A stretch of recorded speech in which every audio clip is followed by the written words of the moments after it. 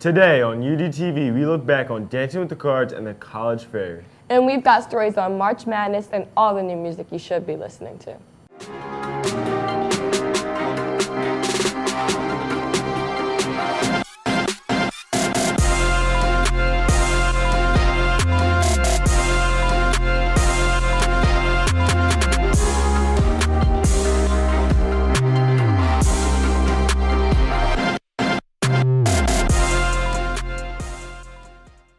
Good morning, Upper Dublin. I'm Lucas. And I'm Jada, and you're watching UDTV.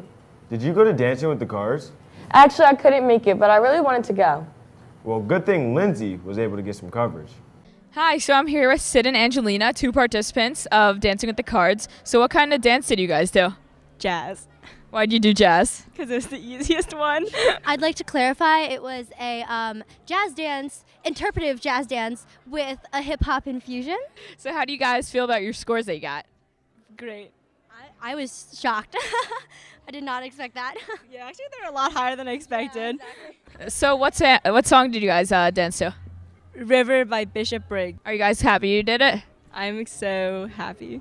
Very. It's been like a lifelong dream, I guess. I don't know. It's always been on my bucket list. So where does this money go to? RSDSA. So I'm here with Connor. He won Dancing with the Cards with Shelby. So how do you feel right now? I'm feeling on top of the world right now. This is one of my greater accomplishments. Yeah, so why'd you choose to do a swing dance? We just wanted something that was going to be upbeat and fun, that we could just have a lot of energy throughout the dance with. So that was our dance of choice. Awesome. So what music did you dance to? We did Cruisin' for a Bruisin' from Teen Beach Movie, and it was a very good song choice. Shout out to Lauren Taylor, our choreographer, for picking that song for us. Have you ever seen that movie? I've seen it several times. It's one of my favorite Disney movies. Not the top, but it's up there. All right. I'm glad you had fun. Good job. And I'll see you here next year. And remember what they say about Dancing with the Cards participants. They're always soaring on stage.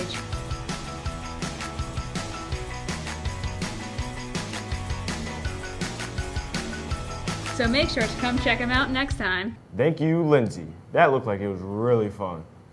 What's your favorite book, Lucas? Probably To Kill a Mockingjay. It was a banger. I'm sure you mean Mockingbird.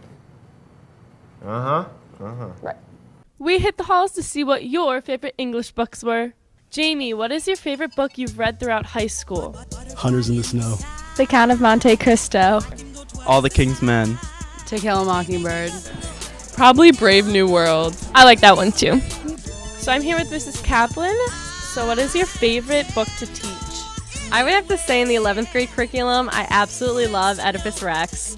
It's a little out there, and I think that's why I like it. And then in the 12th grade curriculum, I really like Brave New World just because it has a lot of topics that I think my students can relate to or are interested in. Spark Notes. I didn't read any of the books. I just read the Spark Notes. I have not read a single book. Take a look. Inside a book. Reading Rainbow. That's going to be stuck in my head all day. Around 70 million brackets are submitted every year for March Madness. No, you're lying. I kid you not. Let's go to Josh and Ron to find out how many already have a busted bracket. It's that time of year again. As March goes on, the realm of college basketball begins to heat up. This year marks the 80th anniversary of the Ncaa March Madness basketball tournament, and so far it has been as exciting as ever. The big dance was created in 1939 and was the idea of the head coach of Ohio State University. Since then, UCLA has the most titles with 11, while most schools are still fighting for their first. That's right, Josh. This year there's only one team who hasn't been in the tournament so far, and that's Lipscomb. There are also teams like Loyola Chicago and Marshall who haven't been in over 30 years. On average, each year, over 70 million brackets are filled out. In fact, there is a 1 in 9.2 quintillion chance of filling out the perfect bracket. You have a better chance of winning back-to-back lotteries than you do of having a perfect March Madness bracket. This year, the NCAA tournament is 20 days long and began last Tuesday with the playing games. It will conclude on April 2nd with the national championship. The 68 teams will be extremely wagered on with an estimate of $11 billion in 2018, which is on average between $20 to $50 a person. Every seed from a 1 seed to an 11 seed has made a Final Four appearance. Could this be the year that a 12 seed or higher makes it? I'm sure it can be. You never know what kind of madness can happen in March. Who you got going all the way? Well, I guess I'd like Kentucky to win it all, but don't at me. Well, we'll find out soon enough. I really need some new music to listen to. Yeah, me too. I've been listening to God's Plan on loop since it was released. Well, let's check in with Blake for another New Music Friday. Fireworks, I feel like glitter. And every time you come around, I feel like... What's up, UD? I'm Blake Nudis, and welcome to another installment of New Music Friday. Today we'll dive into new releases for February and March of 2018. First up, we have one of the biggest bombs of the season. Justin Timberlake dropped his new album, Man of the Woods, on February 2nd, just in time for his performance at the Super Bowl. Go Birds. While fans were anticipating a nice transition from his 2013 dual release to 2020 experience, Timberlake instead gave fans a very disappointing misstep, earning him a measly 3.8 out of 10 rating on Pitchfork, with cringe-worthingly horrible reviews from Rolling Stone, Metacritic, and NME, some of the most respected music publications in the country. The album itself is a weird combination of southern rock and R&B while trying to maintain Timberlake's pop reputation. It's not like these genres have been meshed together before, it's just this album was executed in the worst way possible. Not to mention his lyrics are overwhelmingly cheesy. Just save yourself an hour and please just don't listen to it. Now, on a lighter note, we also have Chromeo, who's set to release Head Over Heels sometime in the next few months, hopefully March or April. The band is making a comeback from their smash hit release of White Women in 2014 and are set to have plenty of chart-topping hits in 2018. Their new single, Juice, has already about 3.5 million streams on Spotify and has been out for only 3 months. The duo from Canada are known for their unique and catchy pop songs with a pull from funk and soul, so make sure to keep an eye out. And finally, I have an artist that many of you aren't familiar with. Hammond Jr. is the bassist in indie band The Strokes, and he's gearing up for his release of his 4th solo album, Francis Trouble, on March 9th. Hammond Jr. has plenty of upbeat rock songs in his repertoire, St. Justice, In Transit, etc. But this album is most likely going to be a repeat of his past hits. His new singles, Muted Beatings and Faraway Truths, just show that. Twangy, upbeat rock with a catchy beat and chorus. Just put it this way, if you want more of The Strokes, who are one of my favorite bands, but can't wait for them to fall out of hiatus, take a listen to this next album. Also make sure to check out these other releases within the next few months. That's all I have for you today. Until next time, UD. It's just something came undone.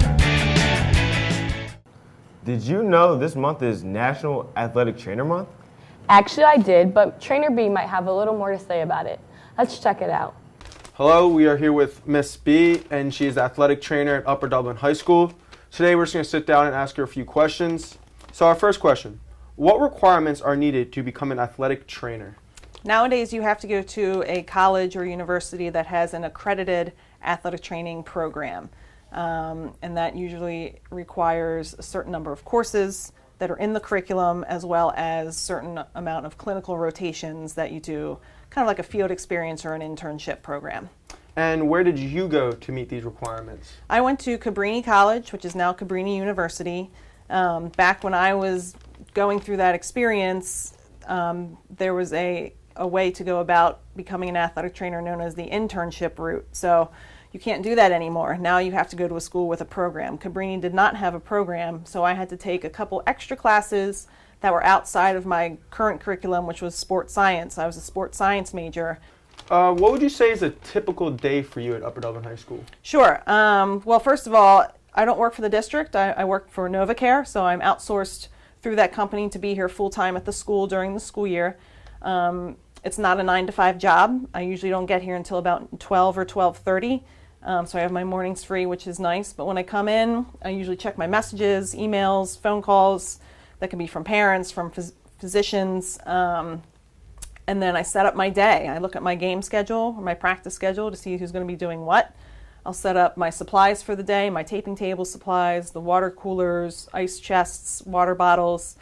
And then I'll wait for students to come in and see me. What are some typical injuries that you usually see? I see a lot of adolescent injuries. Working at the high school level, kids are growing, so a lot of the stress that is being put on their bodies brings them in to see me. So that's a lot of growth injuries, patellofemoral pain, hip and ankle pain, again, just from growing, but more acute injuries, direct contact injuries. I see a lot of ankle sprains, shoulder sprains, concussions, unfortunately, fractures. So there's a whole plethora of things that I can see on a day-to-day basis. Well, thank you for sitting down with me today. Thanks for having me. Appreciate it. Guess what's around the corner? What? Spring. Really? I just came around there and I didn't see it. Jada.